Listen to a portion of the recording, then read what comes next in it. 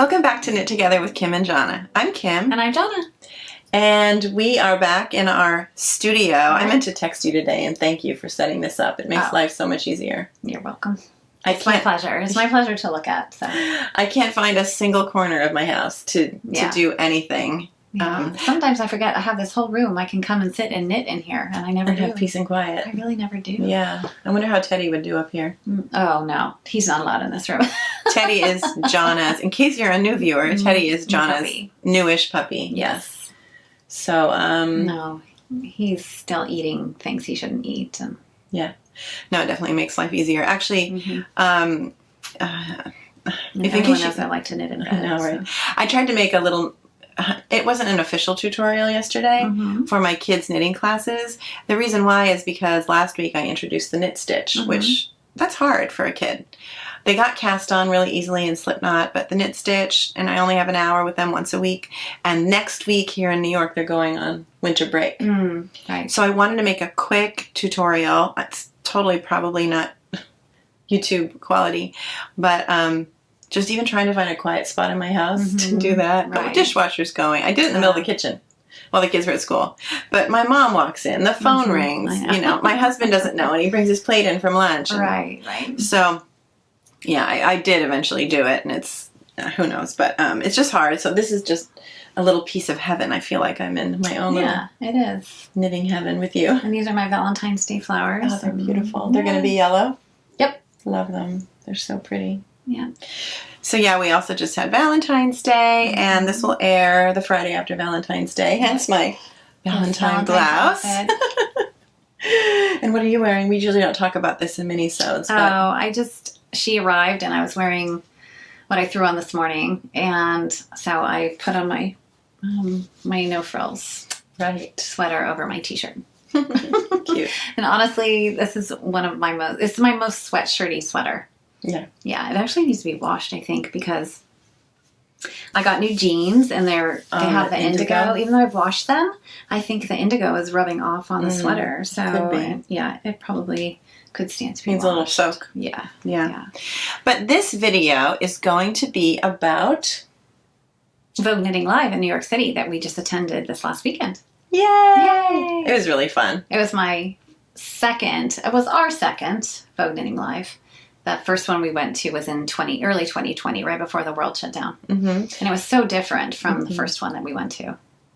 Oh, yeah. And the first one we went to, Jonna was going for the whole entire weekend. And actually, her friend, Claudia, right?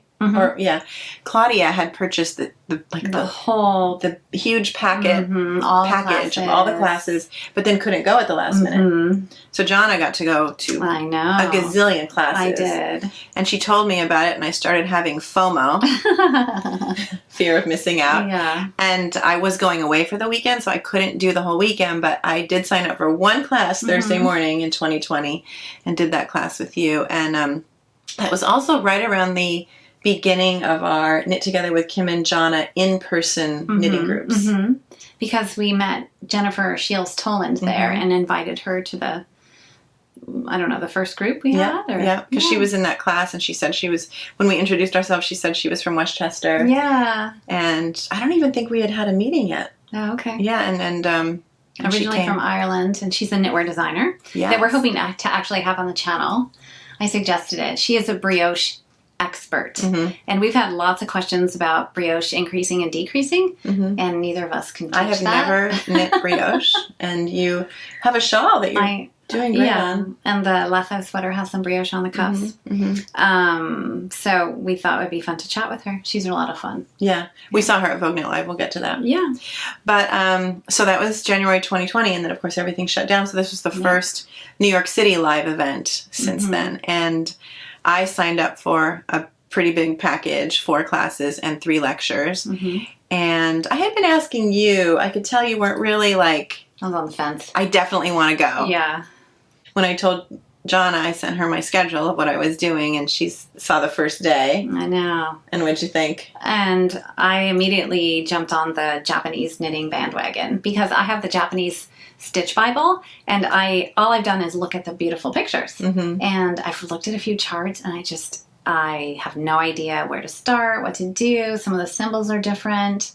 And so I just thought that's really interesting. Yeah. So I signed up for Thursdays. For Thursday. So for 2 classes. We're going to go through day by day. Yeah. And I signed up for all 4 days, meaning I had some lectures scheduled for Sunday that I did not go to, which you'll find out. So we're going to go day by day. Jonna did Thursday and Saturday, and I did Thursday, Friday, and Saturday. And it was really fun. So I drove here Thursday morning. And she arrived right on time, and we were going to take the 7:19 train.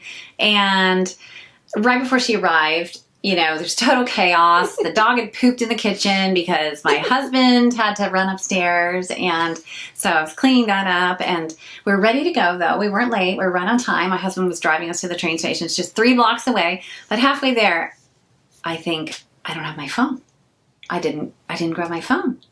And in the, cleaning up the dog poop, I had put my phone in my back pocket. And so I was sitting on it and had no idea. So I actually had my phone, but we decided that we were just going to come back to the house, and then you drove. Right. And I still got my knitting time in, so I felt kind of guilty about that. No, but it actually ended up costing us hardly anything to drive. I mean, besides the gas and the parking. Because you knew about the app where you can pay for your parking ahead of time. Mm-hmm. We parked right across the street from the hotel. In the middle of the theater district. Normally, if you park there, it's like, $100 at least. Yeah. And you've found parking for $25, which is cheaper than 2 train tickets. Yes. I know. The train is not an inexpensive way to travel. No. Especially with, a group of people. So. And that would have been peak, which you said is not that much difference in price. Right. So we drove in. We would have had to take the shuttle or a cab, and that expense too. And if time is money, we saved a lot of time. Yes, we saved a lot of time. And we saved money too. So anyway, I got the luxury though of sitting in the car and knitting, and I cast on another Oslo hat in the car, and I'm attempting. She already finished that one. Yeah, I'm attempting to cast on another one, but it. So what happened? I started knitting the wrong direction. Oh. Because I can't podcast and knit at the same time. Yeah, she didn't have anything to knit. I have to add 2 inches to my Amina sleeves before I sew them on the body, and it will be finished. So probably episode 16, I'll be wearing it. For sure. Can't wait. But I sat down and she said, I don't have anything to knit. But I had promised a hat to the neighbor's mother. And so I had that yarn ready to go. And it was already in a ball. It came in a ball. Oh, that's the Pasquale Tibetan that's rolling around on the floor because I don't pull from the inside. And I just threw that in the car and cast on.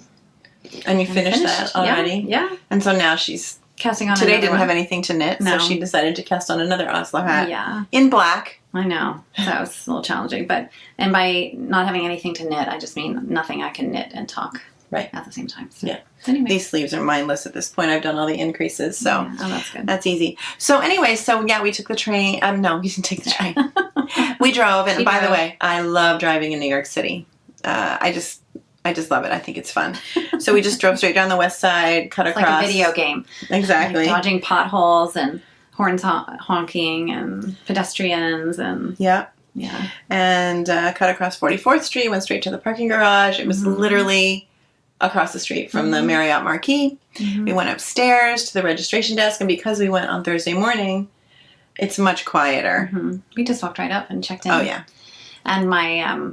I had uploaded my vaccination card, but then when I went back into the registration to sign up for the Japanese knitting classes. Because first you did sign up for the marketplace. I did, just for the marketplace. Right. Because I just wanted to shop. Right. But then after I told her I was doing Japanese knitting on Thursday, then you went back in and register for those classes, and I didn't upload my vaccination card again because I thought, I already have it.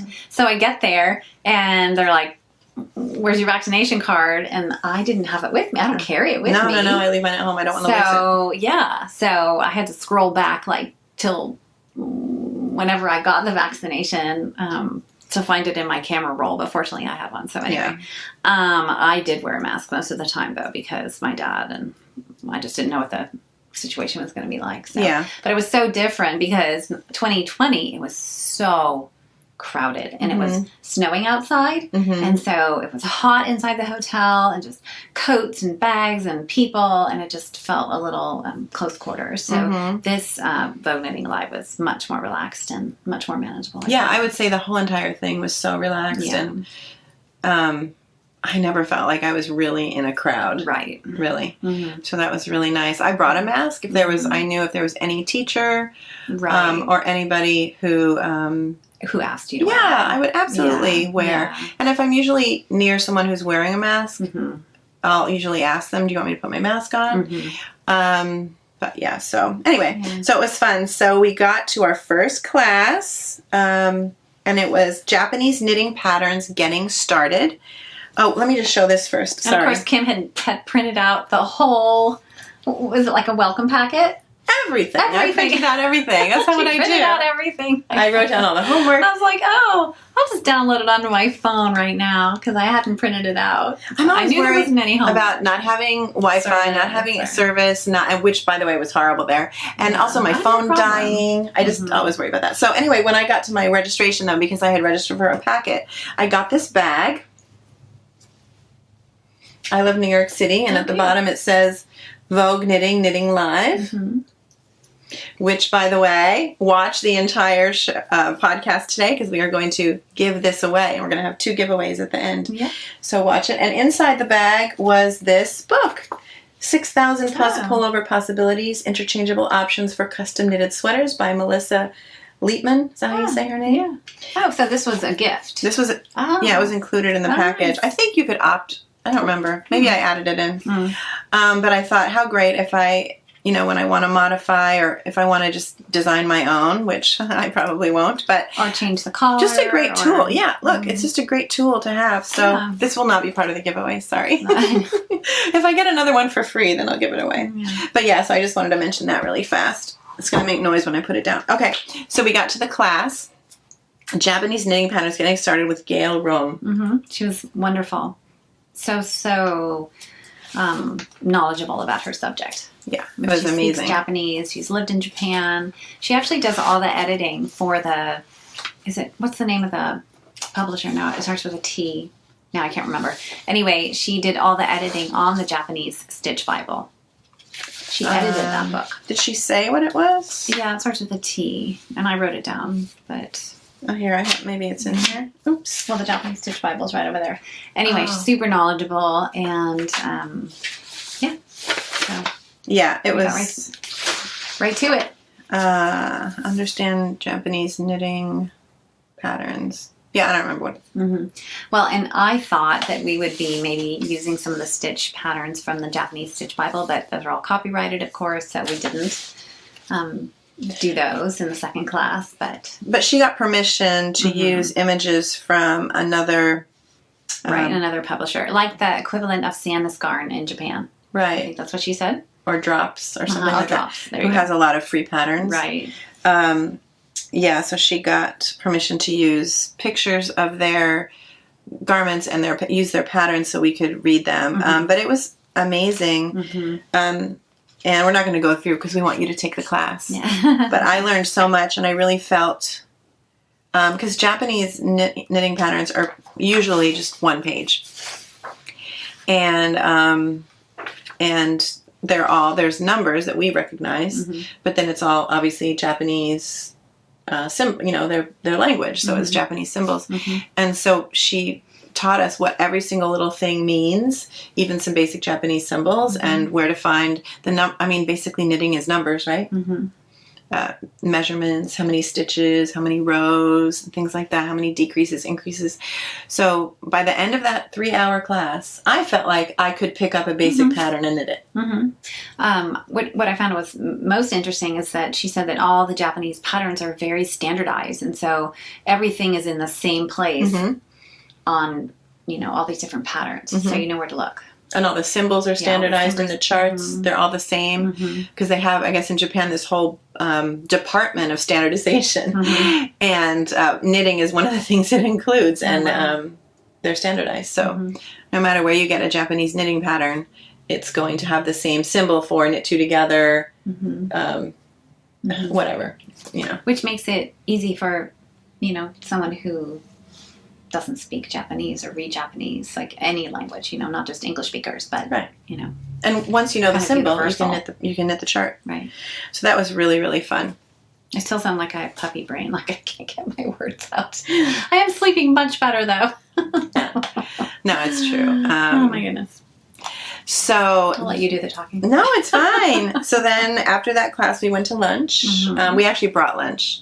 Oh, we did. And we sat upstairs. They had a fake Starbucks in the hotel, like the hotel up on Starbucks. the 8th floor. Yeah, and they didn't have oat milk. And I was like, I'm sorry, that's a deal breaker.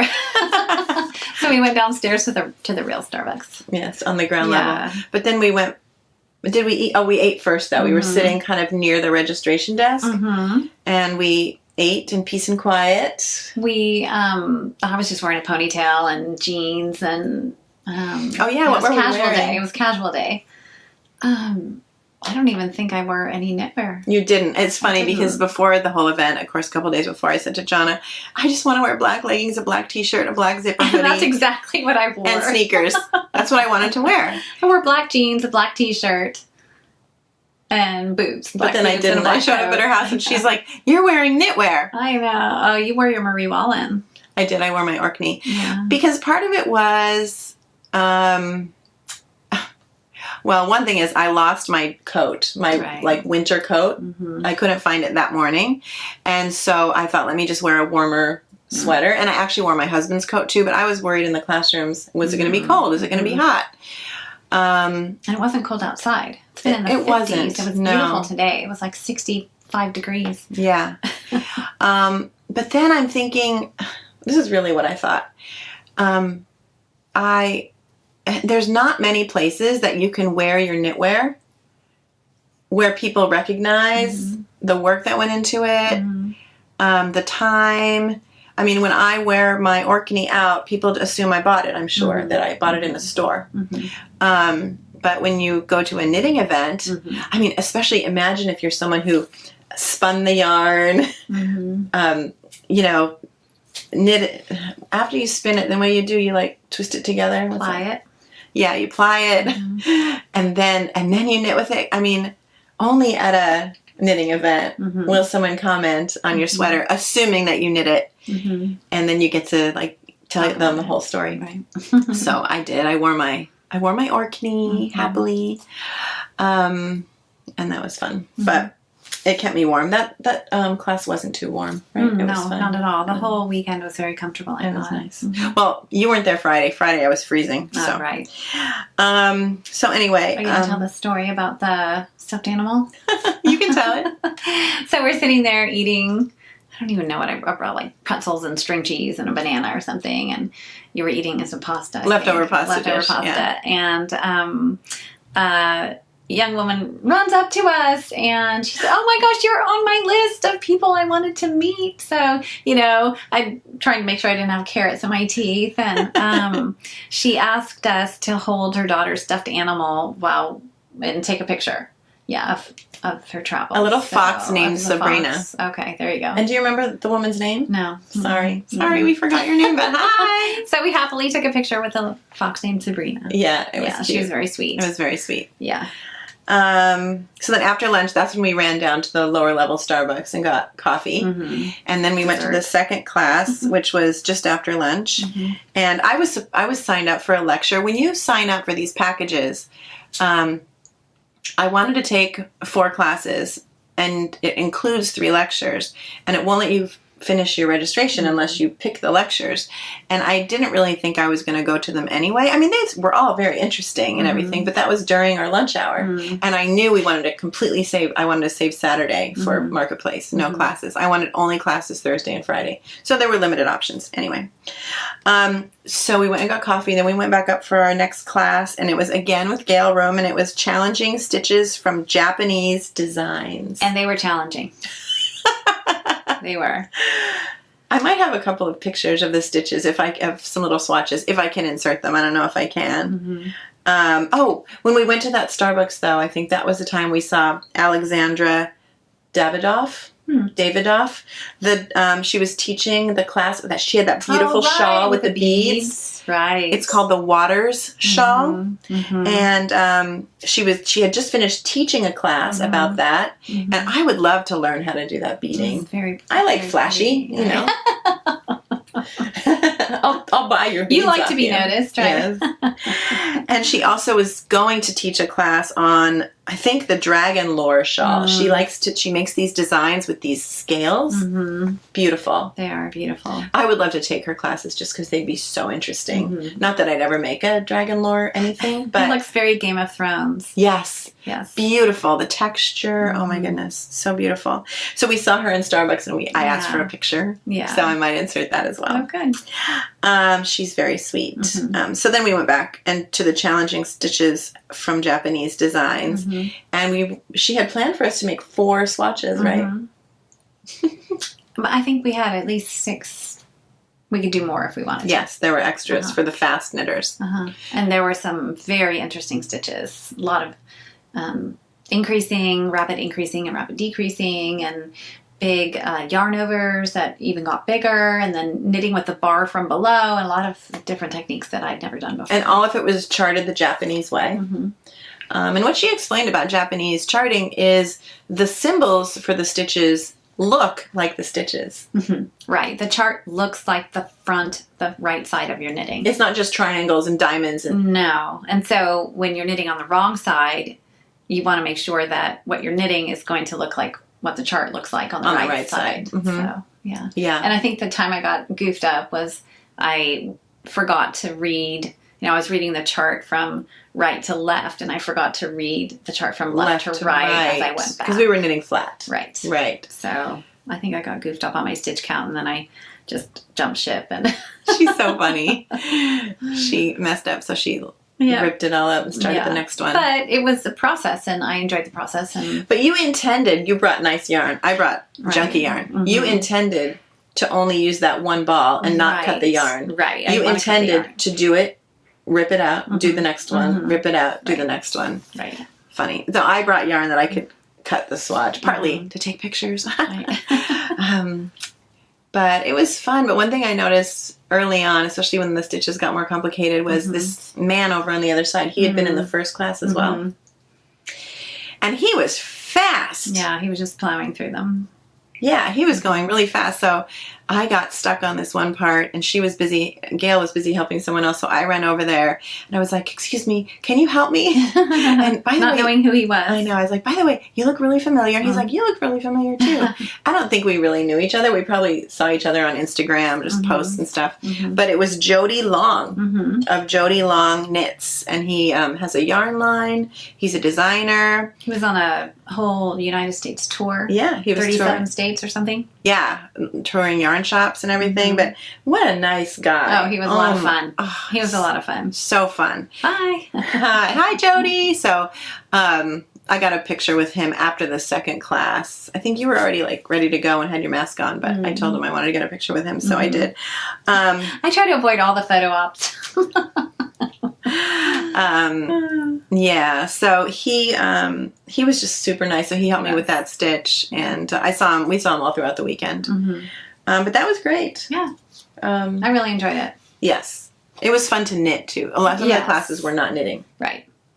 And so it was fun to just sit there and knit. That was great. And I would highly recommend the Japanese. Absolutely. Yeah. Even if you have a passing interest, I thought it was, I mean, like you said, you intend to knit a Japanese pattern in Japanese. Yeah.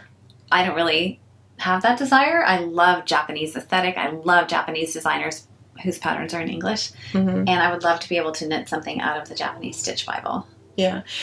We were talking about... really enjoyed it. And we're not really planning it yet, but we were thinking someday we would love to do maybe a knit along where people knit something using a Japanese pattern or a Japanese chart. Designer. We're not going to teach you how to do it. Right. But if you want to, And Felicia from Pick Up Every Stitch just loves the Japanese aesthetic too. So I don't know. I'm on board with that, Cal. Yeah, that would be fun. Yeah. So let us know if you're interested in a Japanese knitting pattern, Japanese design, Cal. Yeah. In the future. So then Friday. She What did said, you I do miss on you. Friday? And I said, Well, I'm in bed in my PJs and I'm knitting, so have fun. Yeah. So Jonna did not. I was hoping she would change her mind and come in, but she didn't. No. I was all by myself. I was thrilled to stay home and be in my PJs. It was the first time I was somewhere where it was just me and not Jonna. Yeah. To deflect some of but yeah, so and since driving in was so easy on Thursday, I just drove in on drove. And she downloaded the Best Parking app. I did. I downloaded the app and I used Jonna's idea. It was perfect. It worked great. Parked in the same lot. Good. It was great. So Friday I took Advanced Flawless Finishing with Keith Leonard, and he has his own yarn line. He dyes yarn Snob Yarns it's called, and he let us touch some of it. It's glorious. Oh my goodness, so beautiful. Bright colors, really fun. But this class was phenomenal. Amazing. Yeah. And I guess he had previously taught flawless finishing, like the beginner basic one. And there was one person in our class who was from that class, and Jody Long was in the class too. He told that person specifically, what you learned in the flawless finishing will be like the first 5 minutes of class, and then the rest of the 3 hours will be even finer tuning that, because what you'll learn from Keith Leonard is he is a perfectionist. He had even started a business. I don't know if he's still doing it. He started knitting while he was in high school, worked at a yarn shop. He knows, I can't remember her last name, Shayna, who I took another blocking class with in a virtual event, but she worked in the same yarn shop and he worked in a yarn shop. He's kept knitting through college, and then after college, he didn't really know what he wanted to do, so he started a business where I guess he started this when he was in high school. The yarn shop he worked in would finish customers' sweaters for them, block them, and sew them together if they were seamed or whatever. And so he started doing that for the shop and just fell in love with finishing, fell in love with it. And so after college, he started a business where that's what he did. And he said he got boxes and boxes and boxes of sweaters from all over the country. And like more than he did them all, of course. But yeah, so he just is an expert at finishing. And I learned so much in that class. And I actually just used it on my Amina. I had stair-step shoulder decreases on the front and the back and needed to sew them together. And I actually hadn't done it yet when I took the class. And I asked him a lot of very specific questions about doing it. And he specifically showed that, even though that wasn't even in his handout, he taught us how to do it. And I went home and I did it.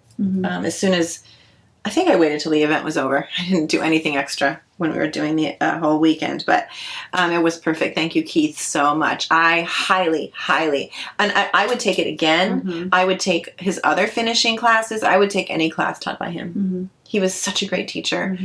Amazing, amazing class. I learned so much. So definitely you should take that class. Then, I'm sorry, it's me. I was the only one there on Friday. Then I went to lunch alone in the restaurant. What did you do for lunch? I'm sure I ate leftovers. Probably curry chicken soup. Honestly. But I didn't bring food that day. I kept saying I wanted to pack light. And food is obviously heavy till you eat it and throw it away. But I just thought, I'm just going to eat in the restaurant. And so I went there. You had a glass of wine, yeah? I didn't. I was thinking of it. I was thinking of like inviting myself to sit with somebody else. Actually, when they sat me, I did say, if anybody else comes alone to the hostess, and they don't want to sit alone, have them sit with me. But I didn't want to disturb people. So I sat by myself, and I actually FaceTimed some of my grandchildren while I was sitting there, and had a nice quiet lunch. And then went and got a coffee again. And then I had a long break. I guess I couldn't find a class that a lot of them were sold out by the time I registered. Oh, and your last class on Friday was late. Yes. So I took a morning class from 9 to 12, and then my next class was 6 to 9 p.m. Oh, wow. Oh, gosh. I can't tell you how tempted I was to go home, but I really wanted to take the class. So I sat in one of the upper lobbies where it was still quiet, and I was sitting at a little table and chairs of 4, and across the way from me was another woman sitting at a little table and chairs of 4. And I sat there for maybe 5 minutes, and I was knitting. And I thought, this is silly that we're both sitting here alone.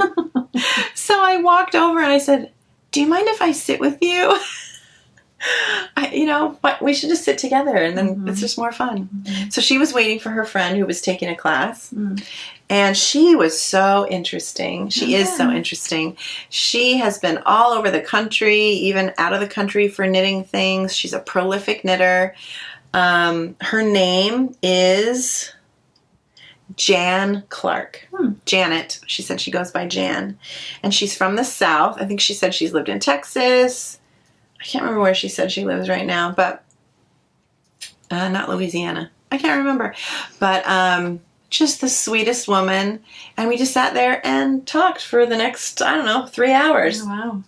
Yeah, it was really fun. Nice. She said she likes to sit there and she, faces where people are walking and looks at all the beautiful sweaters and shawls walking by. Yeah, it was funny. And it was really funny at one point because someone walked up and was like, "Oh, Kim, oh my goodness, I'm so happy I got to see you," and whatever. I gave her a little thing, goodie bag. Yeah, and she's like, "Oh my!" After the woman left, she said, "Oh my goodness, are you famous?" And I was like, no, I'm not famous. A couple people know who I am, but then I told her about the channel. Anyway, but hi, Jan. You didn't know who we were. I don't know if you'll ever watch this, but hi. It's really nice to, it was so nice to hang out with you. You made the time fly by. And she actually, I think her local yarn shop is or was the one where Elizabeth Zimmerman's daughter works, owns, whatever. So she's been on many of those camp retreats. That what's Elizabeth Zimmerman's daughter's name? I don't know. I should know this. But she has been on a lot of their retreats and everything. So she was just so amazing. She was so great to sit with, and it was so fun to hang out with somebody. Then I had I lied. I did bring yogurt with me that day. It wasn't going to be my real lunch, but I wanted to have like an extra little snack just in case I was hungry.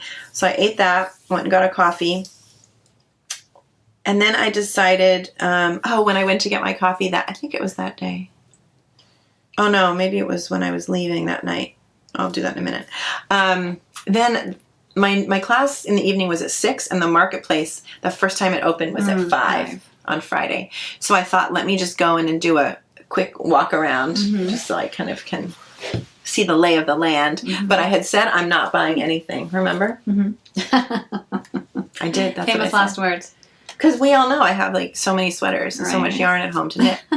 So that was my plan, to not buy anything. And I didn't buy anything on Friday in that hour that I was walking around.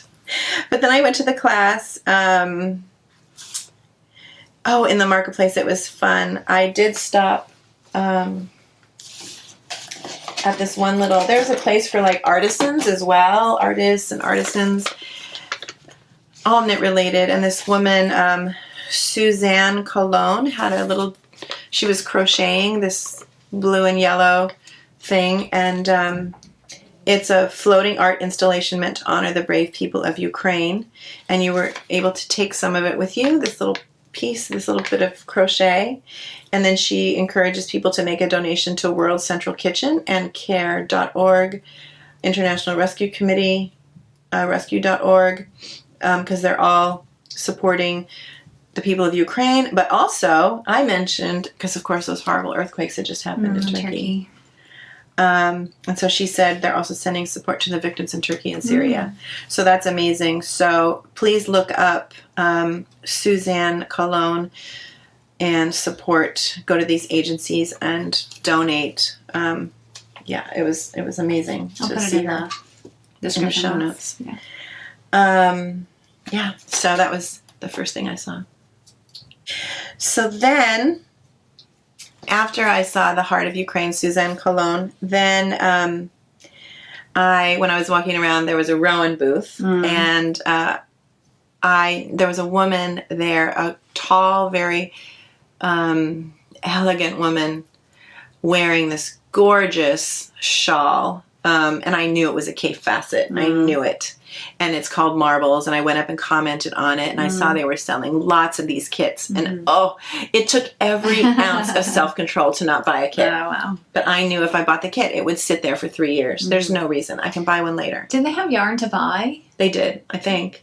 I don't know. Not I think they did. Kids. Because you and I walked by on Saturday and I really wanted to buy some Rowan Kid Silk Haze and couldn't find any. You should have just pulled some out of that wall. I pulled some out of the wall. I guess I didn't win. When was that drawing? I have no idea. There was a drawing, so if you took your picture and posted it on social media with the hashtag, Vogue Knit Live Kid Silk Haze photo booth or whatever, there were 81 colors of Kid Silk Haze and you won one ball of each. Can you imagine? I would have been pretty happy. You should go to the Rowan Instagram and see who won. Pulled a winner yet. So we'll post our picture in front of the Rowan wall. Kid Silk Haze wall. We took a better picture there they had a ring light set up and a place, for your phone to take the picture. But the picture was fine, except I hate in their glasses when you have those big rings in the glasses. We could have taken our glasses off, but that's like our trademark. And it's hard to focus. Yeah. Yeah. So then we kind of moved to the side and took a picture. So we're partially, I think. Right. There's less yarn. More us and less yarn. Yeah. Anyway. But it was a beautiful wall. But you should have just pulled some Kid Silk Haze right out of the wall. Nobody would notice. Oh, yeah. That would have gone over well. But anyway, so I was talking to this elegant woman about her shawl. And then she said, by the way, Georgia Farrell is over there. I don't know if she could read my mind. I would love to meet Georgia Farrell because one of my queue of sweaters is the light sweater by Georgia Farrell. She did in collaboration with Rowan Yarns. And so I immediately marched right over to the table and introduced myself to Georgia Farrell and got a picture with her. So, hi, Georgia. Can't wait to knit my light sweater. Oh, so fun. And then I went to my last class, which was Perfect Fitting Yoke Sweaters with Amy Detjen. Detjen, if you don't know her name. She also worked closely with Elizabeth Zimmerman and her daughter, right? And so she's very skilled at yoke sweaters, and she had knit this amazing sample that showed what she did. She knit it in purple. Purple's her favorite color. And she knit every possible modification you can make to change the fit of the sweater in a different color. Wow.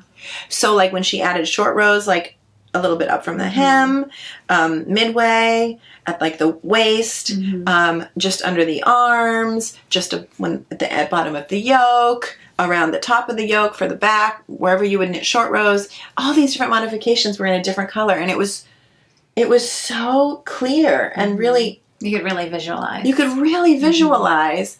And even how they look, because you usually knit them in the same color you're knitting your sweater in, so you don't really see the difference they make. It was amazing. And Amy's funny. Amy's cute. And that was fun. And she, it was listed as a new class, so I don't know if she's never taught it at Vogue or if she hadn't. I mean, she's obviously an expert in it. But it was funny because she had a handout and we got through the whole handout in an hour of all the different modifications. I think part of it was late. It was the end of a long day, 6 to 9 p.m. And I think the people who chose to take the class, she explains it so clearly. And with that thing to visualize, it's hard to find. No knitting. There was no knitting in it. It was hard to find things to ask. But I did ask about my Yume member. I didn't really love how it was really the underarms. I didn't really love how they fit. So I showed her a picture of that to get her input on that. I do think it would be fun in the future in a class like that to bring. I should have brought my sweater with me, knowing I was right. Or she could suggest, bring a yoked sweater that you knit, that you don't love the fit of, so that you can ask questions. Obviously, we couldn't fix it there. Right. But she could give suggestions. That would be fun. So, Amy, if you're listening. But maybe people wouldn't want to bring a whole sweater in their bag. I don't know. But that was really a fun class. But we did end it early, which I was happy about, because then I could get driving home. And you had to be at my house. Not as early, thank goodness, the next morning. But I did, when I got my coffee before I was leaving that night, I was getting online, and this young woman, there were actually 4 young women there. I don't know if they were all together or if it was one young woman. And anyway, she's like, Kim, I just want to say hi. Can I get a picture with you? And it was Alana Penk. And I took out, we brought these little goodie bags. We got the idea from Kevin and Ray? Yes, Kevin and Ray. So they have one of our little pins. We don't have fancy pins like she has. We have to figure out how to get these made. Look at these beautiful pins. Oh, wow. So if anybody knows, I should contact her. She could tell me. They're metal. They're beautiful. This is the kind of pin. Oh, Black Cat Knit Co. Yeah, we just have little, what do you call those? Those kind of plastic covered. Yeah, a button. Like a button, like a political button. Yeah. But our little goodie bag has a sticker and a piece of candy. And so she said, "Oh, let me give you something." So she actually gave me a few things. She gave me this Lupine Wool Company. Everybody always needs another. Oh, well, now I'm having FOMO. I didn't get goodies. Oh, and also I forgot to say that Keith Leonard gave each student an I'm a Yarn Snob. Oh, nice. Little measuring tape. But she also gave me these two little pins, and she said, "I'm a fan. I've seen every single episode." Mm-hmm. And I honestly didn't know who she was. And then I got home and I looked at the pin, and I absolutely recognized the logo. Right. It's Black Cat Knit Co. Mm-hmm. And so it's Alana Pank, and she's from New Zealand. Mm. And she also must be affiliated with Lupine Wool Company, because she gave us a little pin from them too. And she was wearing her most recent design. She's a designer. She was wearing the Calypso sweater, and beautiful color work, gorgeous. I'll try to see if I can screenshot a picture and insert it. So Alana, it was so nice to meet you, but it was really funny because then these other young girls next to her said, "Oh, we're fans too." And I said, "You must be our youngest fans." Our demographic is like 80% 65 and older, maybe 90% 65 and older, as far as viewers go. And these just sweet young girls, it was really fun to see them and get a picture with Alana. And then I went home. And then Saturday. You can take over Saturday because I've been talking a lot. Oh, wow. I'll start knitting. We got a little bit later start. The marketplace ended at 10. Yes. And you actually were running a little bit late, which was completely fine with me. So you came and got me. We drove straight to the garage, which cost twice as much because it was the weekend, but it was still cheaper than taking the train. It was. Yeah. And just so much more convenient. Yeah. Nice weather again. And did we stop at Starbucks when we got there? Oh, yeah. Did we? I don't know. I don't remember. Yeah. And so then we just walked right up to the marketplace. Mm-hmm. And what was there? First we saw, as soon as we walked out, we decided we were going to make an appearance later at Mayak. It was already pre-planned at 1:30. Mm-hmm. And that was on the 5th floor. So we decided to go to the 6th floor. Right. And we thought we'll leave after we do the Mayak booth thing. That's what was our thinking. So we're just going to do our shopping now. Yep. So. And so the first thing we saw was, and I think those are somewhat in order, Mochi Mochi Land's display. They always have a big, cool display of the little tiny knitted mochi animals and bathtubs and scrambled eggs and all kinds of things, fried eggs, I guess. And we took a picture. I wanted to take a picture in front of the Mochi Land. So we did that. In 2020, it was this whole Mochi, like literally land, like a whole landscape. It was just amazing. Yeah.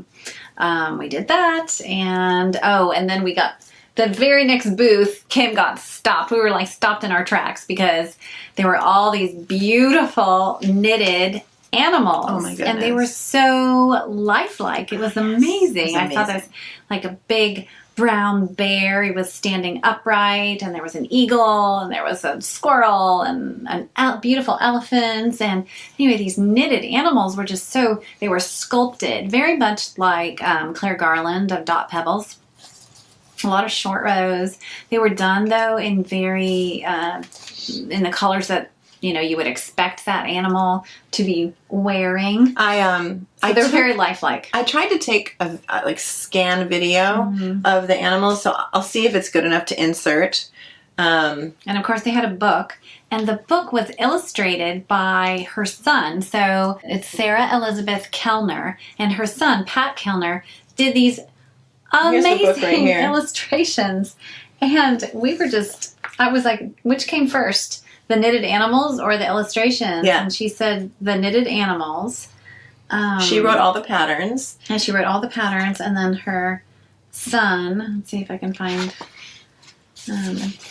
here's an example. I mean, Kim, I don't know, I'm trying not to show the pattern, but Yeah. that's one of the drawings. The brown rabbit. But what's the book called exactly? I forgot. Oh, Wild and Woolly Knitted Animals. I love a it. naturalist's notebook. Yes. So very anatomically correct, and bird's nest and eggs, and oh my gosh, here's a little grizzly bears. I don't want to bend your book, but That's okay. You can bend it. Bend away. Anyway, just amazing. And so I let Kim buy the book, and I'll just borrow it. I love the red squirrel on the cover. Yeah. And doesn't Isaiah loves red? Yes. Doesn't he want a red rabbit? He wanted a red rabbit, and I Yeah. never made him one. Sorry, Yeah. Isaiah. Oh, that reminds me. What? Oh, gosh. Can I interrupt now? Because I'll forget. Oh, I'll write It's it our down. podcast. You can interrupt. No, I'll write it down. I'll write it down, and I'll remember. I'm going to talk about Isaiah, my grandson, in a minute. Okay. But yeah, so her company is called Rabbit Hole Knits. Mm. And that was my first, and it was going to be my only purchase, but it wasn't yarn, so it doesn't count. Right. Right? But I knew I had to have this book because it is so amazing. And my grandchildren, especially Scarlett, loves animals. So when we did knit that Claire Garland rabbit, I gave it to Scarlett. Right. She loves it. But it was amazing. The display and the book is beautiful. And every row and round is written out, so nothing's charted. So very explicit directions. And Yeah. the drawings are just, it's almost a coffee table book, honestly. Yes. And so we got a picture with Sarah and with her son was there. Yeah. Her son Pat was there, so we got a picture with them. So I'll insert that. They were just lovely people. Lovely. So, It was really sweet. It was fun to meet them. And then while we were finishing up with that, who was standing right nearby? Nara. And it's funny, Hi, Nara!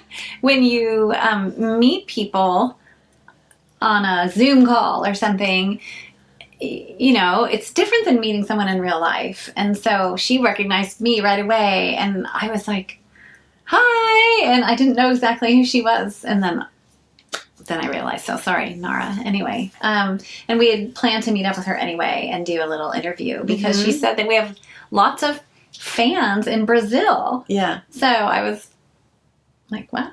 Yeah, I think she's from Portugal. She lives in Portugal. And she combined forces with, I can't remember the name of the person who owns Novelaria, which is a knit cafe in Brazil. And we did this virtual podcaster panel with Vogue Knit Live in November.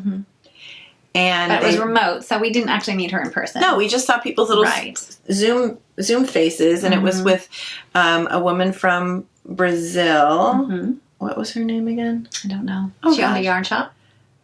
No, the one who actually did the filming? Oh no, she was there. She was here this time. But this podcast panel we were the only Americans. Oh, there was someone from Portugal, someone from Brazil, someone from there's Marie Castro. Yes, Marie Castro. That's sorry. Amazing. This is why I write everything down. Jonna's like, I don't write everything down. I think I'll just remember. And then no, I don't remember. She does remember, and I don't. I have to write it down. Marie Castro, yes. And then another 2 women from Portugal, and maybe there was someone from Spain. I can't remember. But anyway, it was because of that, people in Portuguese-speaking countries, including Brazil, were introduced to us. And so when Nara said, yeah, you guys are famous in Brazil, we're like... And she interviewed us in English, but then translated into Portuguese our responses. So, and we didn't know what the questions were going to be ahead of time. So, of course, I was, It was fine. Yeah. It was fine. It was fine. And I mean, Nara is so sweet and lovely. Oh, yes. The only issue was that pressure. A lot of times she does her interviews live, like Instagram Live, but the cell service there, and there was no Wi-Fi, was horrendous. So they were filming it, but even that got shut off at one point. She had to stop. And so we haven't even seen the interview. I don't know if and when she's even going to publish it. I don't even know if she got footage, really. Oh, okay. Because I haven't seen it. Okay. But she said they have to go back to the, where they have good service and process it. But it was fun. It was fun even just talking to her. And the woman from Novelaria was holding the camera, and Nara asked us basically 3 questions. But it was really fun. And I have a friend who lived in Brazil for a while, so it was fun to tell him that someone interviewed us in Portuguese. Yeah. It was really fun. Yeah. So, hi, Nara. It was really fun to see. She was taller than I thought. Oh. And she was, beautifully dressed. And I think in the virtual panel, she was at home, casually dressed. So I just didn't put two and two together. So I only did because she was holding a microphone. No, I did. I recognized her. Yeah. So then we saw Nara, and then we went into the marketplace. Go ahead. I don't remember Tess's Designer Yarns booth. Oh, that was just me. Do you want to talk about that? That was me. Talk about that. So I mentioned it to you. I saw it when we walked in, when we left the 6th floor marketplace. This booth was arranged, and I did try to take pictures and maybe even videos. I didn't buy anything, but I did talk to the owner, and she says call her Tess, but actually Tess is her daughter's name, and I can't remember her name right now. But this booth is arranged by color exclusively, not by weight. And so all, like, if she has merino and mohair and a linen or cotton blend or whatever, all those yarns are together organized by color. So all the turquoise yarns are there. So all the different fibers. But the gray section, even the black section, the different textures and shades of black. I mean, I don't think I got a picture of the black section because it was on the other side, but the reds, the purples, the blues, the greens, but the gray section just really was it for me. And so if you can ever, I think they're from Maine. Did I write it down? Hand dyed in Maine. Tess's Designer Yarns. Hand dyed in Maine. So look them up. And do they have I think they do have a store. I wonder if they I didn't ask if they arranged a store in the same way. And they sell the yarn by weight? I don't know. I don't know, but it was gorgeous. It was beautiful. So hopefully I did insert pictures. But we saw Samantha Guerin. We did. We saw her right away. Hi, Samantha. She has a beautiful new pattern out called, I want to say Coffee Run. I should have looked it up. Anyway, it's like a dicky. So it's longer in the front and it's shorter in the back, and it has a loose kind of cowl neck, and it's textured, all over texture, and it's really, really, really super cute. So I know that Casey from Young Folk Knits and I want to say Stacy from Stress Knits are doing a knit along. I could be wrong about that, but I know Casey for sure is doing a knit along with Samantha Guerin's coffee. I think it's called Coffee Run. If my phone was handy, I'd look it up.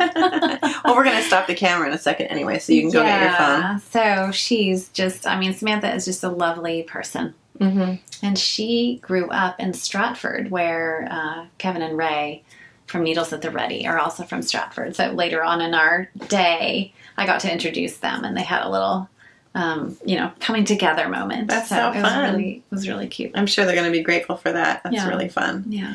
Does she have any men's designs? That would be interesting. Not that I know of. She is the designer of the Salty Air Tee, and I made 2 of those. Yes. But yeah, and she was wearing her latest sweater design. Yeah. Yeah. It was just fun to see all these people that, especially because I really didn't even know about the knitting community until COVID hit. That's really first time I ever watched a YouTube channel. First time I ever, I didn't know anything about it. And so then now that things started with Wool and Folk and New York Sheep and Wool, but this was much easier to see people and say hi to people. New York Sheep and Wool was completely overwhelming. Right. It's just a lot of territory to traverse. Right. To get from place to place. So right. This is a climate-controlled hotel. And, very compact. Yeah. But anyway. So you got your phone? Yes. Well, we turned off the camera. It's called the Coffee Run Collar. Yeah. By Samantha Guerin. Nice. Yeah. That was fun. It's knit in this beautiful, lovely moss green, the sample. Yeah, it's very, very pretty. So. And then we saw Pat. Yeah, and I yelled out, Pat! Yeah. We thought we saw her on Thursday. Did we? Yes. But we were on the street, and I didn't want to, call out. And we thought we saw the back of her head. And I was like, Pat, it looks like her haircut. Yeah, but it's funny because we're all walking into the ladies' room. So Kim and I go into the stalls, and she's standing there waiting, and we're all having this conversation while we're using the bathroom. And I thought, there you go. This is good. All right, so hi, Pat. Hi, Pat. It was so fun to see you. And then did we sit down to have lunch? I think we were. I just bought a snack. And what did I get for lunch? Coffee? I must have gotten something from Starbucks. I think, that's right. You got a wrap from Starbucks. Because we went to the restaurant. We thought we could grab right. And the line was really long. And it was moving slowly. Yeah. And we needed to be in the Mayak booth at 1:30, so we didn't have time. Right. So we went down to Starbucks and got something to eat. And then we went and sat at the same table I was sitting at right before I met Jan Clark on Friday. And we invited ourselves to sit with other people, right? Because it was busy, very European style. And there was a woman sitting at the table. Her name was Liz. Hi, Liz. And she was wearing the Missoni. Is it called the Missoni Impossible? Or play on Mission Impossible. Oh, okay. It's a sweater by Espace Tricot. But she had only done one of the zigzaggy stripes, and it was in this very low contrast kind of magenta and this really deep, rich brown, and it was beautiful. So I commented on her sweater, and we just got to talking, and she actually works in the hospital where my daughter works as a nurse in Connecticut. And I don't know how we got started on the whole sock machine discussion, but I guess during the pandemic, she had emailed Erlbacher knitting machines and had been asking some questions about sock knitting machines, and then all of a sudden her sock knitting machine was ready. So I was like, I guess I need to buy it. So I've had my eye on these sock knitting machines, and the socks that she pulled out, she said it takes her 60 seconds to knit a sock tube that she can turn into 2 pairs of socks. And she said it takes about 4 hours to do heels, cuffs, and toes. And I was just, the fabric it created was beautiful. Her goal was to, instead of place cards at their holiday table, to put a pair of socks for each guest. Oh, wow. Oh, my goodness. I was like completely enamored. Definitely want one. You had wanted to see a demonstration at Rhinebeck. And we were late. We chose sleep over the talk demonstration, so we were late. So you didn't get to see the demonstration. But yes, oh my goodness. These, and you buy these metal like cams or cylinders. So you buy like the 64 stitch cylinder, and you can make 64 stitch socks, and then 72 inch, for the guys in your life, whatever. But yeah, oh my goodness. Wish list for sure. So, but they're not cheap. They're fun. Pricey. Oh, they're super expensive. They're like $1,800 or something. So you have to, it's really want to use it a lot. Yeah. Yeah. So, and while we were sitting there, we saw Kathleen from Yarnia. From is the yarn shop called Yarnia? Yarnia. Their website is actually Shop Yarnia, so that's why I was. And they have a podcast called Chronicles of Yarnia. Yes, like Chronicles of Narnia. Right. And it's a fun podcast. So what I thought was funny was she said that we actually have a mutual acquaintance. She knew my neighbor in Texas. She's known her for 30 years. Jonna knows everybody. I don't. You have so many of these. I said while we were there, there's not 6 degrees of separation from Jonna. There's like 2 degrees of separation from Jonna. You're always meeting people who know your neighbors, or I don't know. I mean, Liz works in the same hospital. Is that Jonna? And it's funny because my hair was definitely not gray when I lived in Texas, so she must have just really, looking at the picture, and here's her neighbor in Texas. Suddenly she's a knitter. Oh, that was because we posted a picture with her. Yeah, from Folk or Rhinebeck. Folk, right. And so somebody saw it, I see. So I just thought that was super funny. It is funny. So we had a nice chat with Kathleen. It was nice to catch up with you. Yeah. And she actually, you had already registered to go to the Amy Gilles event on Friday night. So it'll be this Friday, it'll be when this airs 17th, that night. Mm-hmm. Right. So, and I was invited. Yay! And now I don't have to go by myself. I know. Yeah, so Amy Gilles has published a new book. The first one was Worsted, where she collected these patterns. And that's where my Amina sweater came from. And so she has a new book called Neons and Neutrals. Neons and Neutrals. Mm-hmm. And so she's now, since she was in the States for Vogue Knit Live, she's, I'm assuming, just going to do a round of events. Do a tour. So this weekend she'll be at Yarnia. For 3 days, I think. Yes, and when this airs, it'll be tonight, which is Friday, and Saturday And so I signed up for the Friday evening cocktail hour, and I'm hoping to wear my Amina. Yay. And you're coming with me. I have no idea what I'm wearing. So excited. But it's supposed to be actually warm, which is kind of annoying. Yeah. Okay. I might be peeling my Amina off after a few minutes. But yeah, so that was really fun to see Kathleen. Yeah. So next, Mayak booth. So the Mayak booth was right across from the Brooklyn General Store booth, where they sell La Bien-Aimée, and Amy Gilles was there with her book, and the neon and neutral samples were there. And so that's always this really crowded booth. And they set up differently than every other vendor because they actually have a counter. Oh, Mayak was that way too. Yeah, Mayak. Where you Brooklyn can't walk General. into the booth. They actually like serve you from the booth. Most of the booths are like U-shaped where you walk into the booth and you can touch and feel and everything. But so anyway, that little corner was actually really crowded because, you know, big draws there with Mayak. And until actually while we were at the booth, we were assigned to be there from 1:30 to 2:30. And I think at 2 or 1:45 or 2, Amy Gilles had her fashion show. Oh, okay. So then it cleared out. Oh, It was much quieter. But yeah, so we were at the Mayak booth, and we finally met Andrea, who is Paola's partner. He lives full-time in Italy, right? It's, you know, I'm still not used to the fact that people know who we are in advance of me knowing who they are. And so, you know, there's that little bit of awkwardness because I recognized him, but it took me a second. But, you know, of course he knew who we were and that he, you know, to expect us, and it, you know, so anyway. It is. I'm an awkward person anyway, so just add, you know, that extra layer of awkwardness. And I just assume they don't know us. I mean. And there's stay tuned, because there's an even funnier awkward story towards the end as we're leaving. There is? I don't even remember. Anyway, so we met Andrea, and also, who else was in that booth? Obviously, Paola was there, and Amy was there, and Carlotta. And I think, was there one other person? I don't remember her name. Amy just came out with a new pattern for Mayak, and I think you get the pattern if you buy the yarn. But it's similar to the muscle bra hat in that it's, you know, you knit two colors together. You start at one end and end at the other end, but the, I don't know which end you start at, but the increases and the decreases don't mirror each other. Different. So they're different. So it was beautiful. Orange and like hot pink.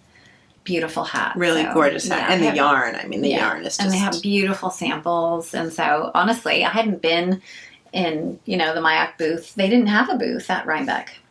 No, only at Will and Folk. Yeah, only at Will and Folk. And so I was, you know, looking at all the yarn and touching everything and looking at all the beautiful samples and trying to blend in with the backdrop. Yeah, and then people would come up to look at the yarn and ask us questions, and I was like, help! I know.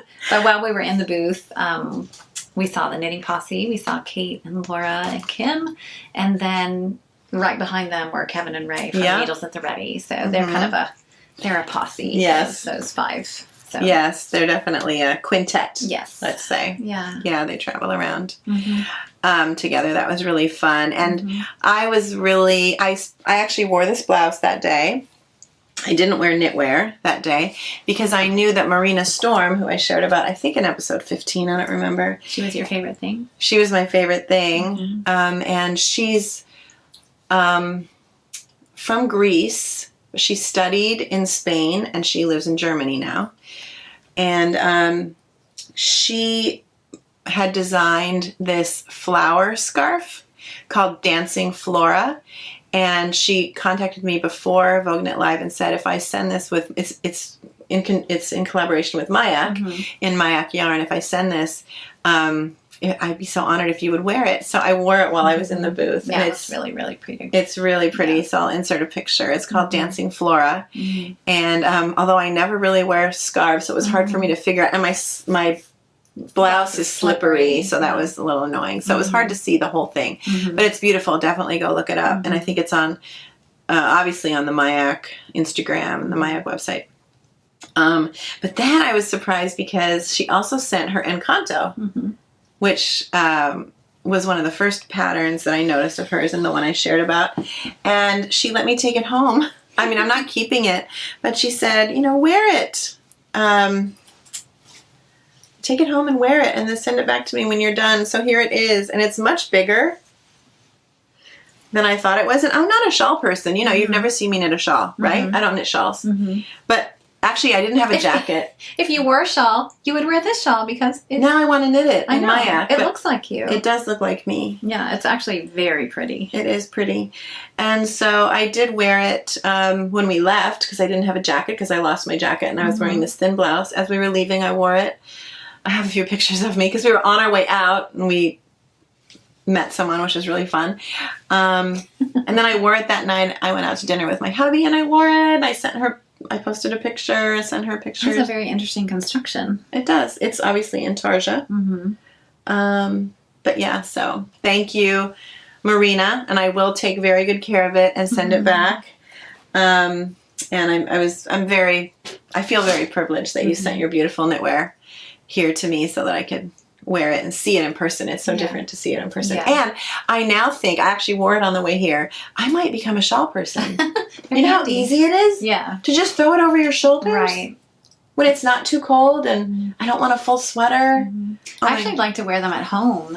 Just, you know, it's nice to have your chest covered. It helps keep you warm. Yeah, so, yeah. And you're not going to wear a coat inside. I mean, I do. Yeah, I was plenty warm. I mean, Yeah. it's, you know, and now when I leave, it's going to be chilly, so I'm going to throw it on my shoulders again and wear it. But again, thank you so much, Marina. Hi, Marina, by the way. That was fun. So while I was in the booth, I got to wear the Dancing Flora. And then when I left, I took Encanto with me and wore it. And I'm still wearing it. Actually, my friend Elise had loaned me a dress form, an antique dress form that's in my living room, and now I wrap Encanto around it. Usually I put my bathrobe on it. Well, okay, that's another story. If you're new, I'm living in my living room right now because my bedroom has black mold. Anyway, you don't need to know that, but the dress form is in my bedroom, the living room, and so that's why my bathrobe is on it normally, and now Encanto gets to live on it for now. But also at that booth, I got to meet Dario Tubiana, and he does the embroidery on knitwear. Did you get to meet him? He had done a retreat with Mayak, and I would love to do that. I thought Paula had done the embroidery, but I guess she not. did one some. of them, but it was a collaboration with him. Okay. And I can't remember what his Instagram is, but he's definitely next time he teaches a class somewhere on the embroidery on knitwear, I definitely want to take it. I'll take that one. Yes. Okay. I'll keep a list. We also saw Olga Putano. Who designed Here Comes the Sun. Yes. And she also just came out with a Here Comes the Sun, like a swancho. And I did actually, by the way, cast on my swatch for Here Comes the Sun while I was at Vogue Knit Live, and it's a swatch in the round, and I'm like halfway done with it. I really want to make sure it fits. So I was thinking of maybe even swatching some of the color work just for the fun of it. And I did get to ask her some more questions about it. But in case you want, when I did that thing in September where I asked the viewers to choose my next sweater from my long queue of yarns with matching patterns, Here Comes the Sun won. And people were suggesting a knit along. Well, Jonna's not going to knit that sweater. So what I did was I started a thread in our Ravelry group, and it's called Here Comes the Sun. And I posted a picture of my cast on and my beginning of my swatch. So if you want to knit Here Comes the Sun with me, then go to our group, and we won't do an official knit along, but we have a thread and we can talk about it. Yeah, that was fun to see Olga, and she had a new design there called Strilka, which was gorgeous. A lot of the things Paula has people knit are in pink and red, and is it pink and orange? Her favorite colors. Yeah, she loves those colors. Yeah. So that's a beautiful Strilka. Strilka was there. It's a beautiful sweater. Yeah. So that was it for the Mayak booth. It was fun. It was nice to be, because at Wool and Folk we were kind of awkwardly standing outside the booth. It was kind of funny, but this time we were behind, so I felt it was just fun. It was fun to be back there, and it was a much larger booth than at Wool and Folk. Oh, and Fiber Chats. What's her first name? Irina. She came by. We got to see her. Yeah. That was fun. We'll do an interview at some point. asking us. So yeah, so we'll definitely do that. So hi. She took a picture with us, I think. So that was that, and then we had a little bit more marketplace to do, and then we left. Go ahead, take it away. Okay, so purchases. I don't know. Mine are going to be all out of order, so honestly, I can't remember what I bought first. But that's fine. When we did and we forgot to mention this, when we did the interview with Nara, she gave us these cool pins. And it's funny, I had just watched something about Portuguese knitting, but you can use these as a pin to loop your yarn through to tension your yarn for Portuguese knitting. You can also use them as a cable needle and also use them as a stitch holder. Can you use it as a shawl pin? I mean, it's pretty. And definitely as a shawl pin. So anyway, I just thought, oh my goodness, how handy is that? That was really sweet. Yeah, and it has her little card in here, Nara Knits Craft Content Creator. So, and all of her contact info. So, thank you. I was excited to get that. I am an awkward continental purler. And I just love the idea of Portuguese purling because you just use your thumbs. Of course, now I'm doing this. I'm wondering, is that... It's because the tension is held right over here. That's the hard part with purling. Right. Continental is how do you keep the tension? Because when you're doing English style, the way you wrap, it's already tensioned around the needle. It stays there. Yeah, so it's interesting. I haven't tried it, but... It is. So that was our first little goodie. Purchases. Yeah, thank you for remembering that Nara thing, the little gift. That was very sweet. I'm actually wearing some of my purchases, and I took a picture for Kim so she can insert it. But I will. There was a jewelry booth, and the name of the jewelry is Indigo Lane Jewelry. And I've passed by several jewelry booths at these knitting things before and never purchased anything. But I saw these earrings, Indigo Lane Jewelry by Lorraine LeClaire. And I'll put her contact information below. But one of them says knit. It's like stamped with letters in like sterling silver. One says knit and one says pearl. And they're just little squares. And I just thought they were super cute. So were there other designs also? What was the other one you were looking at? There was one that just said wool, and then it had a sheep on the other one. And there were a bunch of different knitting related jewelry, and then some non-knitting related jewelry that was like metalwork. It was really, really cool and beautiful. So I got some earrings. Yay! You were very decisive with that purchase as well. Did you go in knowing you wanted to? I mean, the price was right. I felt like it was reasonable, and I had no plans to buy yarn. And I love earrings. I love to wear earrings. I love earrings. So, and I thought these were perfect. Nice. Yeah. So she didn't buy anything till the very end, so I guess I'll just keep going. So I saw this booth. Besides the book. I bought something at the very, very beginning. First booth, second booth. No, really. First booth and the last booth. That's so funny. So we walked by this booth, and there were all these beautiful bags and bibs. And there were even jeans with quilt. Yeah, that had been like it. visible mending. Anyway, the brand is called Mabel. And so this bib was cut and sewn from a vintage quilt. And I just thought they were all so beautiful. There were garments, vests, jackets, all kinds of things. A lot of baby things, some onesies that had some quilt squares on them. So we're having an addition to our family due in July, and her name is Madeline Grace. I don't know if I told you that. So I bought a bib. I just thought it was so pretty. I noticed the name Mabel has, like it's M.A.B. Do you know what it stands for? Like it's an acronym? No. Huh. I'll have to look it up. No, does it say? But my son was like, oh, it even has an M on it for Madeline. I was like, oh, it does. Oh, that's so cute. There's a little M, so. I love it. Yeah. That was a really nice booth. Yeah. I just didn't have any babies to buy for, and I didn't need any bags. Yeah. So. Our babies tend to be heavy droolers. Anyway, they will be eating avocados with this one on. No stains. Banana. I was shocked when I was a mom how banana stains. Avocados, too. If you're a new mom and you're sitting at home watching this and you start feeding your baby banana, wash it out right immediately. Because if it sits there... Too. Well, I never gave my kids avocados. I'm not a big avocado eater, but that's so funny. Do you like guacamole? I love guacamole, but it's just not something that I would have at home. No, my kids just eat like half an avocado in one sitting. So anyway.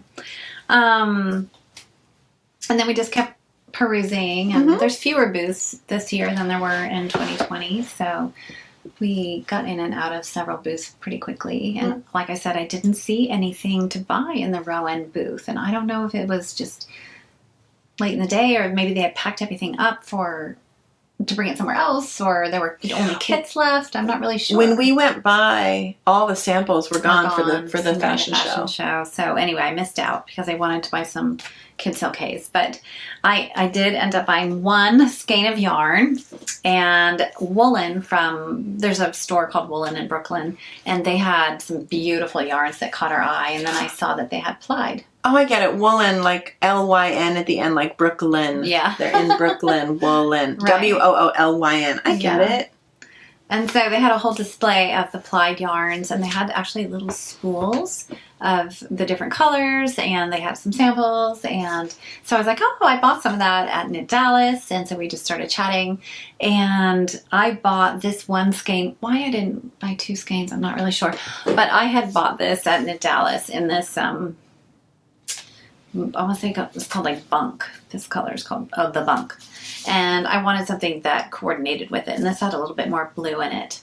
This one is called North Avenue. And so it has a little bit more blue in it. But it's the blue and the brown together. So I thought that would be pretty. I have no idea what I'm making with this. But anyway, it's very pretty. Beautiful. It makes me happy. And I'll use it for something at some point. So that was my yarn purchase. That was a fun booth, though, because they had a couple other yarns that we thought were so pretty. What were they again? They had this chunky, what they called a house yarn, and it was by Tesserae Yarn. Really bright colors. Yes. And because you're addicted to knitting hats. Yes, and they were more chunky yarns, some of them, and I especially loved these yarns that were right behind the register, and they were Mamacha. M-A-M-A-C-H-A, and they were bulky yarns, just plain one color yarns. And because I've been making all these Monster Cables beanies, and I've always been using Malabrigo, basically. And so it was fun to see another option. I did not buy any, though. As of now, this was the end of Saturday. I still had not purchased any yarn. I was sticking to my guns. Yes, I was. And earlier in the day, we'd walked by the Knit Collage booth, and you said, "What do you think of Knit Collage?" And I said, "I think it's beautiful. I really appreciate that aesthetic, but I don't own any Knit Collage." And so we just kind of kept walking. Yeah, I think for me, we're chatting, and I just basically the showstopper is the yarn. Yes. And I tend to pick things that have more like complicated construction or complicated details. And I just, for some reason, even though I'm a flashy, flamboyant person, I just hadn't ever imagined myself knitting. I also have never knit myself anything with a bulky yarn. I tend to knit with fingering weight or DK. So I had never looked at their booth. I had never looked at their yarns. So yeah, we just walked by. Then what did we do? We saw a viewer wearing your exact same Nordiska. It was so funny. So I think I'd gone to get a drink of water or something, and I'm just, my eyeballs are wandering, and I see this woman walking towards me, and I'm like, it's almost like she has my sweater on. Your my exact Nordiska. sweater. I was like, oh my gosh, I love your sweater. I said, was it knit in Ramafino garn? And she goes, oh, well, I copied you. I was like, oh, okay, well, that makes sense. Same colors, same yarn. It fit beautifully. She knitted it beautifully. We'll insert a picture. We have a picture. Yeah, what was her name? I don't know. Sorry, so many names, so many people. I know. I'm just bad at that. Isn't it the knitting posse who brings a little pad of paper with them and writes them down, or just two? And I'm just so in the moment that I'm not thinking about writing stuff down. I'm not thinking about having to produce a podcast or talking about it later. I'm just like in the moment. So anyway, I think the other thing was too is when we take a picture with someone, I ask Them if they take a picture, I ask Right. them to tag us. Right. If we take the picture, which this time we took the picture, Mhm. right? She didn't have Instagram. She doesn't have Instagram because Right. normally I immediately friend them on Instagram, Right. and that way it's easy to remember who it was. But anyway, it was, hi, beautiful Nordiska sweater viewer. oh my goodness, it was really, really beautifully done. So yes, and it was so flattering that she, it's just still so, I don't know, crazy that someone would want something that I made. So anyway, it was really sweet. It was beautiful. Yeah. And I'm then looking it up. we did see Jen Tollin Shields, who we spoke about before. She is a designer, a knitwear designer, originally from Ireland, but now she lives here in the tri-state area. Her company is JST Knitwear Design, and I knitted. What did I knit of hers? That hat, that beautiful hat, sea spray hat. Sea spray hat. She last has a winter. sea spray cowl. Mm-hmm. Does she have a sea spray sweater also? I'm not sure. I want to say she does. She just released a gorgeous brioche hat, and I want to make synaptic stitches sweater, which is all traveling cable brioche. And instead of starting with a sweater, I think I'm going to start with, right before I do it, I think I'll do Jen's beautiful brioche hat. It'll get me ready. Okay. Right? Don't you think? Yeah. Yeah. I couldn't find the viewer who had the Nordiska. Darn. Anyway. Sorry. It's okay. It's okay. I was talking while you were doing that. And then I think you were talking to her at that exact moment. I saw this woman wearing this really artistic, beautiful, interesting, gorgeous dress over a t-shirt, because it was a spaghetti strap little dress, and it went down past her knees, I think, and then she had pants on under it, because of course it's winter. But I think it was made all with mohair, and it was so beautiful. And so I didn't take a picture, but she said she has a picture of it on a dress form, so I'll insert. I asked if I could screenshot it and use it. It's such a beautiful, interesting, gorgeous creation. Not everybody could get away with wearing it, but she did. She looked beautiful in it, and her name was Lisa of Lily Loops. And I think she's from Staten Island, and I think she also dyes yarn. And it was just a really cute little little camisole. It could be a sundress in the summer. I totally missed that. Yeah, you were busy. You were busy with the Nordiska woman. But so, hi, Lisa. It was fun to talk to you. And I'm going to have to check out your yarn. I think we only have the last two things are the two super fun things. I'll talk about my purchase then. Yeah, go ahead. Okay. So, as we were winding down and we walk past the knit collage booth again, I just say, let me just go look. Because it definitely looks like it would be my jam, right?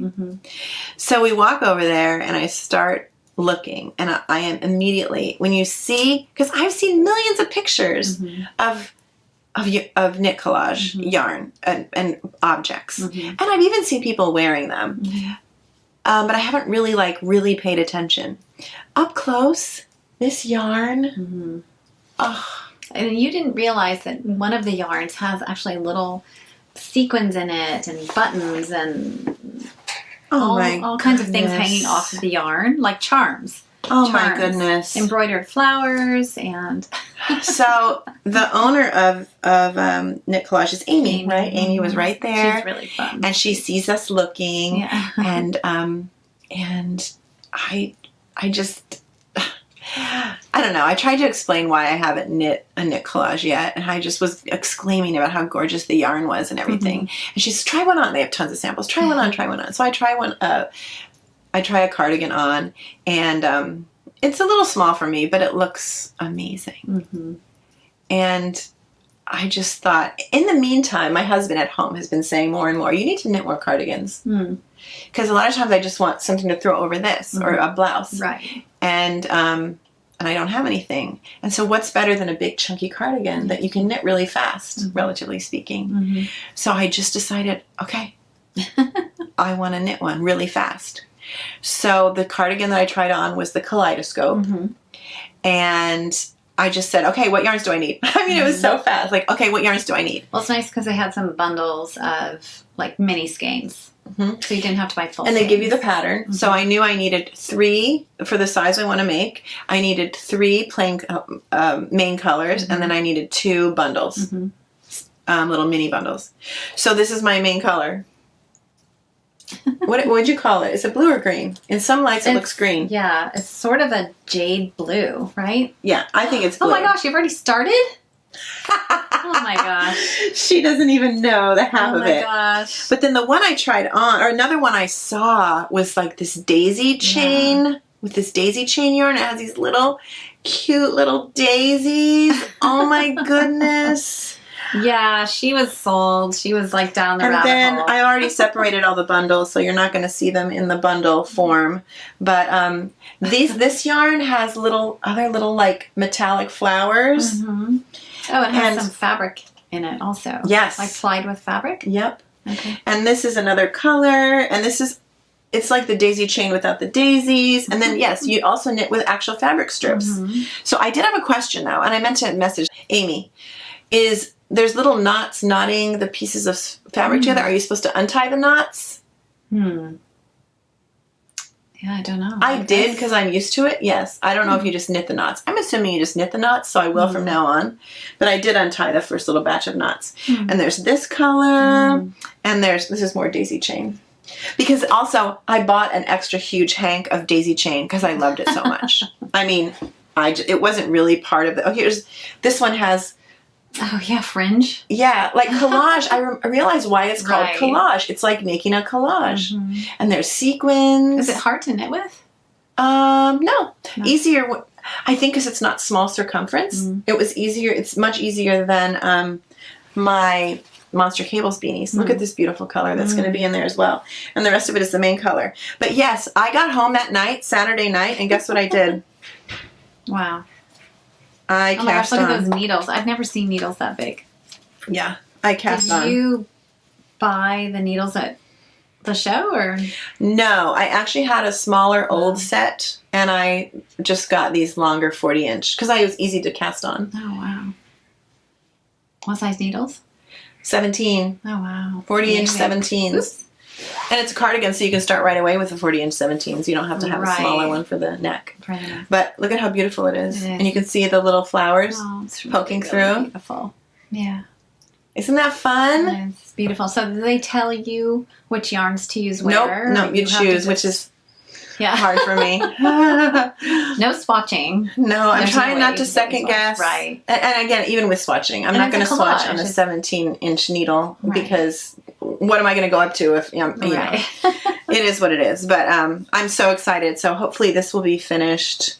Well, if it doesn't fit you, after I finish Amina. I mean, it's so cool because it can be worn way oversized. My daughter can wear it. You can wear it. Anybody can wear it. I showed my niece. She wants one. Everybody's going to want one. And I saw Jackie from the Caddy Jacks podcast. She knit a couple knit collage little cardigans or jackets or something, and she fastened them with little scarves. Yes, you showed me that picture. Really beautiful. Really cute. Yeah. So that was my one yarn purchase. Yeah. I gave in literally at the last second. It was truly the last second. So thank you, Amy, for encouraging me, because it was really Amy who said, try it on, try it on, try it on. And so I did, and I just immediately were sold. Immediately fell in love. Yeah. And it's a happy booth. This would be a fun sweater, any of their sweaters, with this big chunky yarn to knit for my daughters for birthdays and Christmas, because again, it is a quicker knit. Yeah. But yeah, so that is my kaleidoscope cardigan, and I cannot wait to finish it and wear it. Really, really, really can't wait. Good. And because it's a cardigan, if it is chunky and thick, I can just take it off if I'm warm. And you can just wear it over a plain white. I can wear it over my black leggings and my black t-shirt. Yeah. And all of a sudden I have knitwear on. You'll be dressy.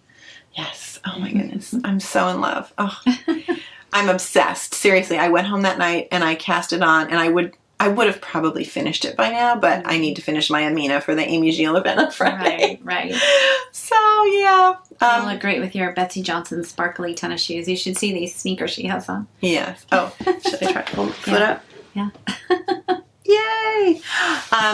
before I have to pause the camera for a second, before our big finale, amazing person that we met, I do want to say that my biggest regret was not bumping into Sylvia Watts Cherry, the designer of Amina. I knew she was going to be there. I looked for her.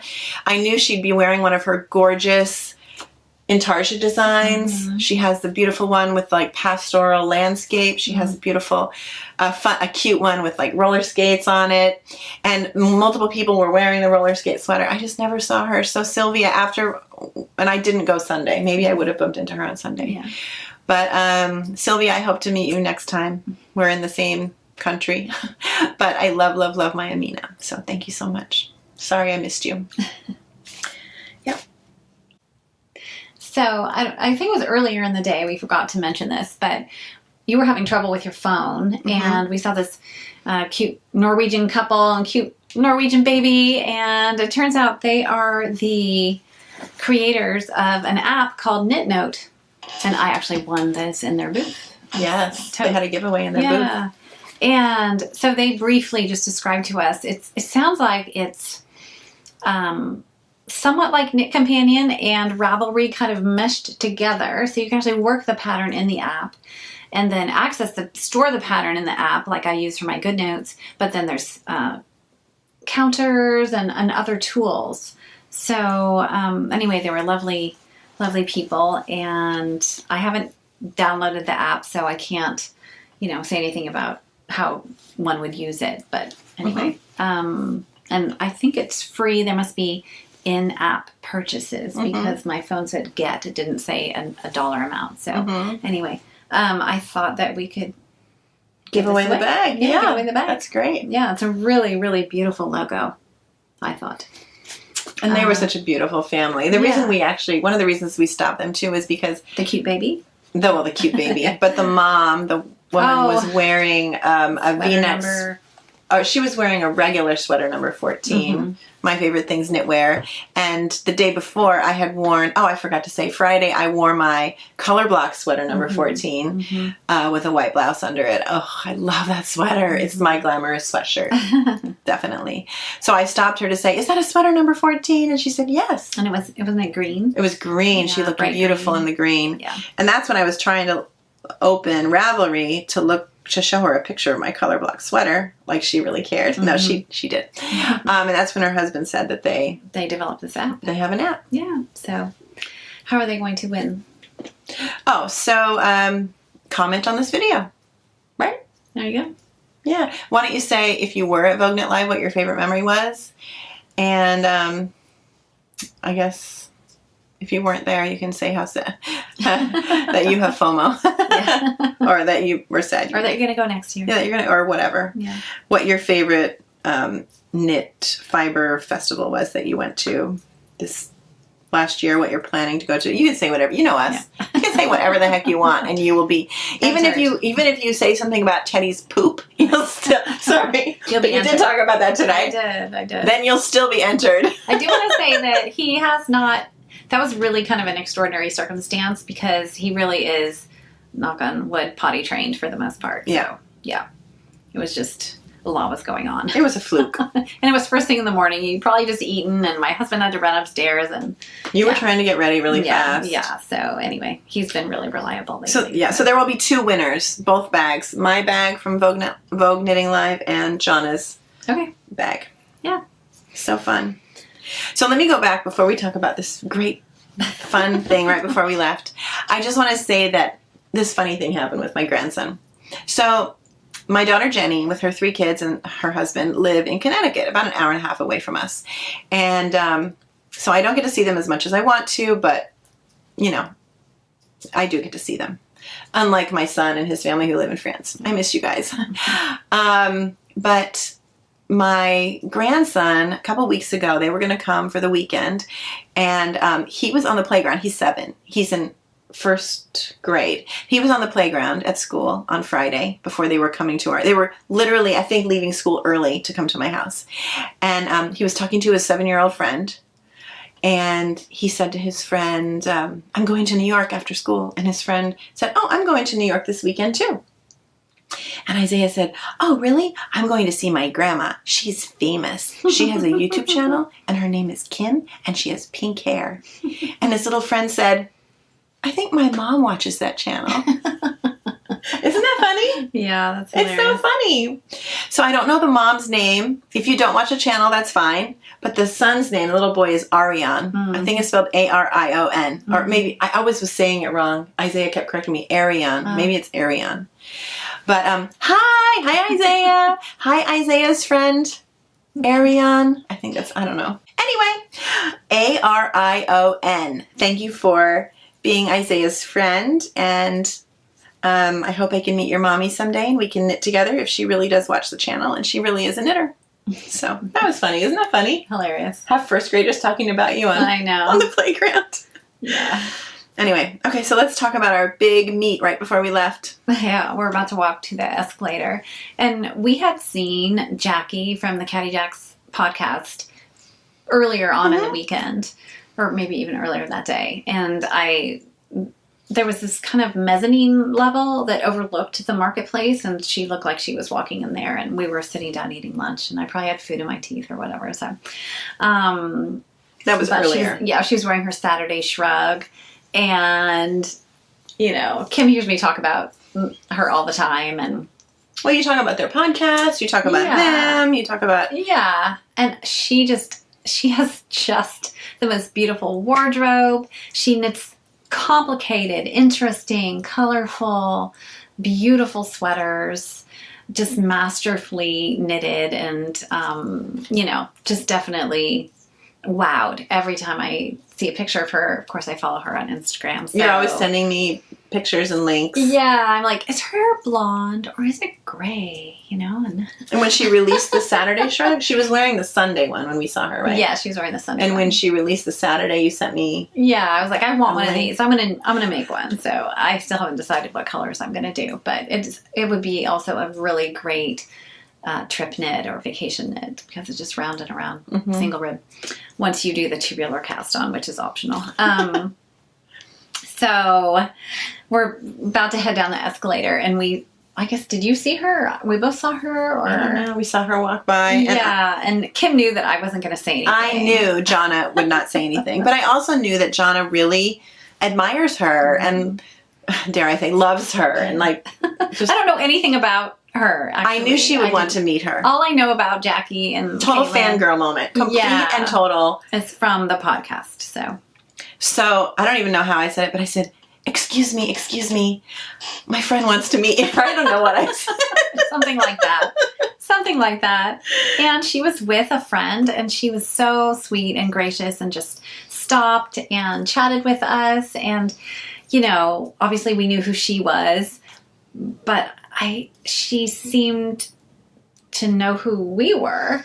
And I said, oh, do you know who we are? I don't know. I awkwardly said that. She said, of course I know who you are. And I was like, you do? Oh my goodness. She was like, Jonna? and yeah, she wasn't sure who was who. But yeah. It was cute. Anyway, it was really cute. And she looked gorgeous in her plaid suit. Oh my goodness. And her Sunday shrug in green and blue. So that's part of my fascination with her, is that I'm convinced. And her messy bun. Her messy hair. So no, I love your hair. It looks gorgeous. It does. It just looks so casually, you know, elegant. Glamorous. Yeah, she's so glamorous. And her suit, it was a matching blazer and pants plaid. It almost looked thrifted, but in like the most upscale way, you know? And she was wearing her Sunday shrug, and I felt like she was wearing high heels. She was wearing heels of some kind. Anyway, I'm convinced that she's super talented, but I'm like, she must have help curating. She must have a stylist. Right, all these beautiful yarns. And I'm making the Academic by Ellie of Skandir Knits. And Jackie made one out of Moondrake, and it was like 9 different colors. And I'm just like, how does that even, like, does she How's it so perfect? Yeah. How is she so beautiful? So anyway, yeah. So I would not have said hello, but Kim flagged her down, and she was just... She talked to us for a while. Yeah, she really And did. She took her time. We got pictures. Yeah. Although she looks gorgeous in the pictures and we look really awkward. I know. It was fun. That's okay. Yeah. So... But it was a really fun meet. And she really was she was so sweet. I mean, very sweet. I feel like we could totally be friends if we lived in the same... Totally. So that was literally as we were walking out. So that was fun. So thank you for flagging her down, because you're right. I would not have said anything. I've actually seen her a number of times and not actually spoken to her. Yes. Yes. Jonna is really, really... You're shy. You're a shy person. Yeah. Yeah. So. And I just feel like... I'm using all these acronyms today. YOLO. You only live once. Oh, you only live once. And I just feel like... Yeah, no, why not say hi? I mean, we love when people say hi, so why not just say hi, you know? But, and of course, if she's going to a knitting event, she's going to assume the people are going to say hi. Yeah. So why not us, right? I yelled out to Aro from Aro Knits and Plurals from the other side of the Mayak booth. Hi, Aro! It was busy. That was when Amy Gio was at her booth. It was crazy. That was the only part that was crowded, but the rest of it, as I said, I felt like it was a really relaxed weekend. Yeah. Even though it was a huge event in New York City. So that was nice. It was really nice. Yeah. And then we left, and I went home and went out to dinner with my hubby, and then immediately cast on my knit collage kaleidoscope. Luckily, I had a needle. Yeah, we got home fairly early. We did. We left at like 3-something, right? Mm-hmm. We didn't stay longer. Yeah. And I was signed up for 2 lectures on Sunday, but I just decided I'd already had a 3-day weekend. I hadn't seen my husband for 3 days, and it was just enough. So, yeah, it was fun. Good. Yay. Well, thanks for driving. Yeah, anytime. I love to drive, actually. Love it. And I love to be a passenger, so it works out well. It does. And I just love, obviously, you know, I love hanging out with you. Well, thank you. 2 days. It was super fun. Yeah, it was really, really. I'm glad you're my partner. I know. It's really, really fun. We wouldn't be doing this anymore. No. This podcasting thing if we didn't have each other. No. By any means. Absolutely not. But anyway, so thanks for watching. Thank you. I thought this would be a short video. I know. No. I knit like 2 inches of my Oslo hat. And I actually knit a few rows on my sleeve. Nice. Let's see. I have to get 4 inches from this marker. Oh, okay. I'm getting closer, right? Mm-hmm. So anyway, thanks for watching. We always, I don't know, like, subscribe, share, comment to be entered into the 2 little giveaways. Yep. Well, it's 1 giveaway, but we'll have 2 winners. And we'll give all of our money to the post office. Exactly. What else? Check out our merchandise shop. Mm-hmm. And don't forget to use your Knitter's Planner. We didn't talk about Knitter's Planner today, but I'm using it all the time. If you want to buy a Knitter's Planner, use our affiliate link and we get a little kickback. Anything else? Nope. I think that's it. We'll see you next time. Yep. She's like, we're done. Bye. Bye. Nobody's ever going to say, but I see your slip knot. I know, but I don't think it serves any purpose. We're getting better at this. It doesn't. It's just... To hold it on the needle? You can hold it on the needle with your finger. Yeah, I don't know why that started. Was that awkward? That was so awkward. Look at the camera. Jonna, look at the camera. So funny. Who started the whole slip knot thing as the first stitch? Some great researcher. Please tell us. What do you need me to move? No, I'm just looking to see if our outside leg is about even and our inside leg is about even. Oh. It's fine. We're not. We're perfect. Okay. Yeah.